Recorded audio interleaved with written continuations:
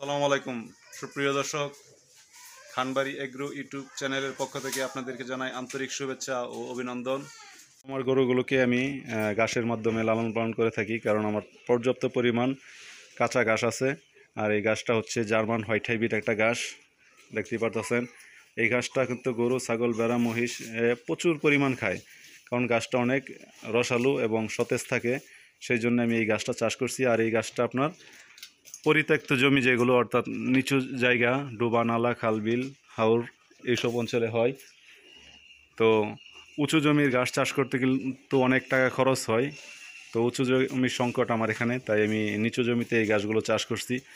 আর এই গাছগুলো চাষ করে দেখেন, গরুকে পর্যাপ্ত পরিমাণে এই কাঁচা ঘাসগুলো আমি খাওয়াই। আর এই ঘাসগুলো খাওয়াই দেখেন, মাশাল্লাহ, আমার গরুর স্বাস্থ্য কিন্তু মোটামুটি ভালোই আছে। আসলে গরুর জন্য সবসময় আপনার ঘাসের ব্যবস্থা করতে হবে। তো আমরা যারা গরু লালন পালন করি, অবশ্যই আমরা গরুকে কাঁচা ঘাস সবসময় দিতে চেষ্টা করব। দেখেন দর্শক, এই যে এখানে আমার ছোট্ট গোয়ালঘর। তো এখান দিয়ে এই যে নালা বানিয়ে দিচ্ছি, এই পানিটা এদিক দিয়ে চলে যায়, দেখতে পাচ্ছেন। এখান দিয়ে চলে যায়, আমি এদিক দিয়ে পাইপ লাইন করে দিচ্ছি। তারপরে গরু ধোয়ানোর জন্য আমার এই যে মোটর লাইন আছে, এখান থেকে এই যে পানি আসে এদিক দিয়ে। তো আসলে গরু পালা যদি আপনার সিস্টেম থাকে, তাহলে কিন্তু বেশি একটা কঠিন না। এই যে এটা আমার খামারের বাহিরের সাইড, এদিক দিয়ে দেখতে পারতেছেন। এখানে কিন্তু এই যে আমি পুকুরের পাশেই আমার খামারটা করছি, কারণ এখানে যতই রোদ আসুক, আপনার এটা কিন্তু রোদটা গরম হবে না। অর্থাৎ এদিক দিয়ে পর্যাপ্ত পরিমাণ বাতাস আছে, তাই এটা পুকুরের পাশেই, দেখতেই পারতেছেন।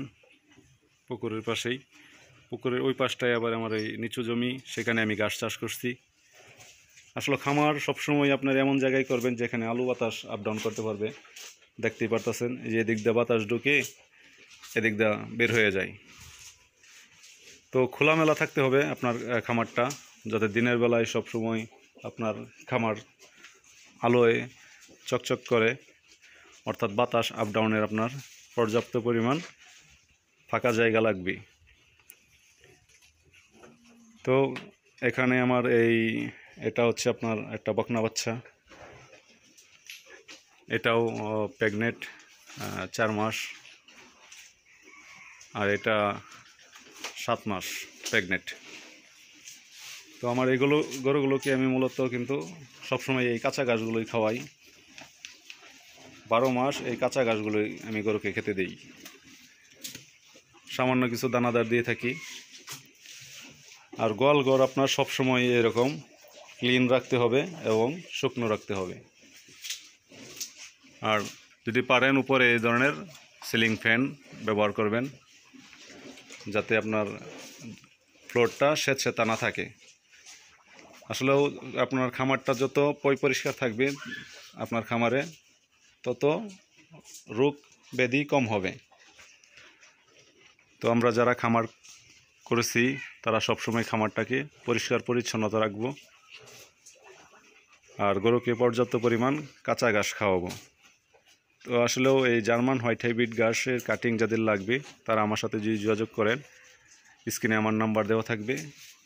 আমি এই ঘাসের কাটিং সারা বাংলাদেশে কুরিয়ার সার্ভিসের মাধ্যমে দিয়ে থাকি।